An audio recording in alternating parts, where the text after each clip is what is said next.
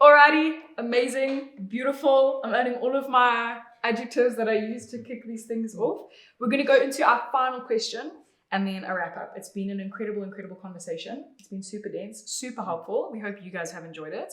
And I know I'm speaking on behalf of all of us.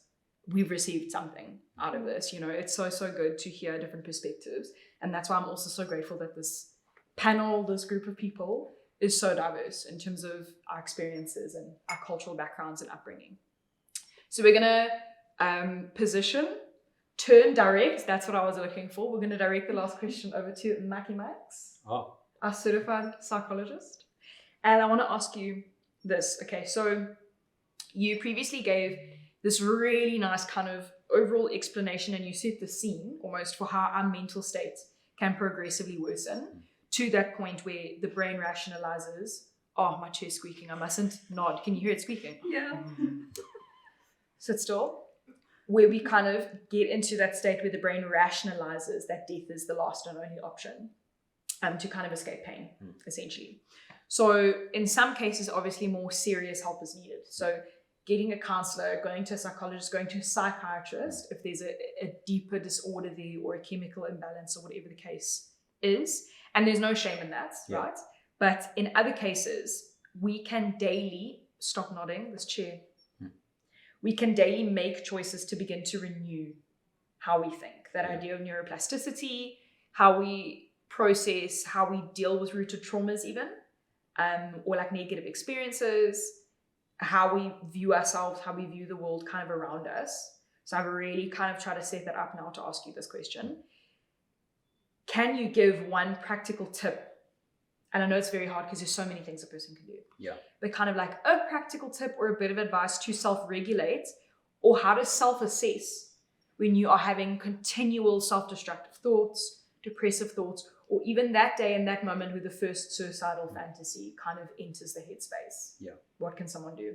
So, to start off with it, it's like you said, if you can get help, that's the first step. Yeah. No one's more equipped to deal with your psychological difficulties than a professional. And because my bracket is as a registered psychological counselor, we are sort of further in line in terms of you'll come to us first, we'll do the screening, the containment, and then refer you to Clin Psych. Amazing.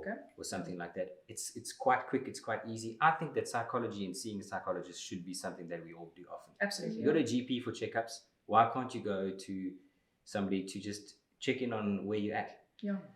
Anyway, my assistance, my practical tip for depression would be look for the small victories.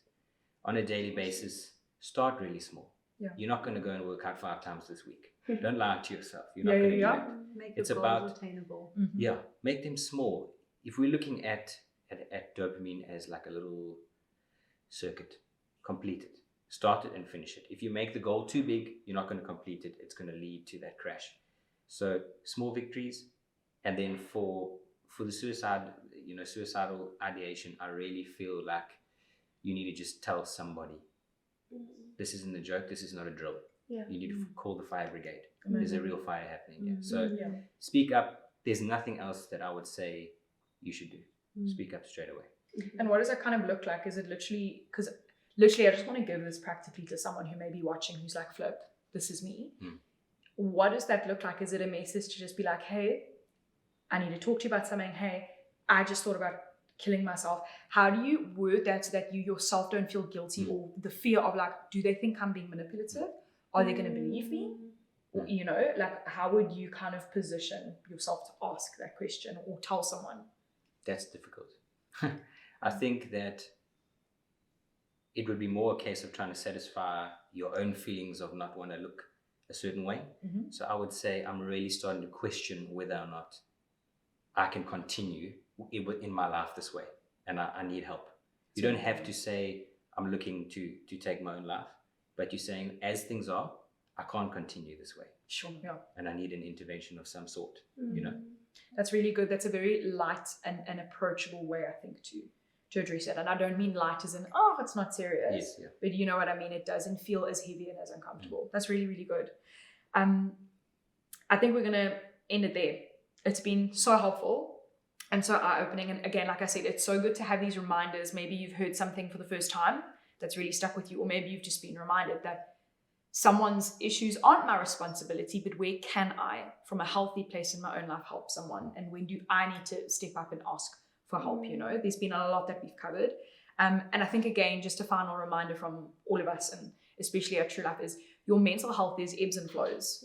You can't control what's going to happen to you in life, but you can control how you respond to that thing and how you rise above situations. And a lot of the time, rising above is crying out and asking for people to pull you up in seasons, and not being ashamed kind of about that, you know. As we end off, I just want to share, as Trulife, and being able to deliver this resource to teachers, parents, anyone who comes across us on social media and our different platforms, we want to just again remind you that it's not shameful to ask for help, regardless of your skin color, your age, family, economic status, whatever the case is. You need to find someone that you can trust and ask for help. Trulife is almost like an intermediary space. So if you need help today, or you want a free resource, you are more than welcome to contact us on any of our social media platforms. We'll make sure in post-production that goes on at the end of this video or somewhere on the screen, like on YouTube. And I'm joking, but it'll definitely come up, and we'll make that available. If you need help, reach out. We can then direct you to where you can have access to a free resource, or direct you to contact lines to get in touch with a psychologist or a counselor, or SADAG, the South African Depression and Anxiety Group. There's no shame in starting to ask for help. So I think we'll just end it there, guys. Again, thank you so much. I really, really appreciate your courage, your expertise, your care into this situation. And we just want to wish anyone watching this in the future and the times to come, I was about to say a very Merry Christmas. But really, we want to wish you all the best, and we believe in you, and we love you, and you've got this. There's always hope for a better tomorrow. Brave choices equal Better futures. better futures. Woo! Bye, guys.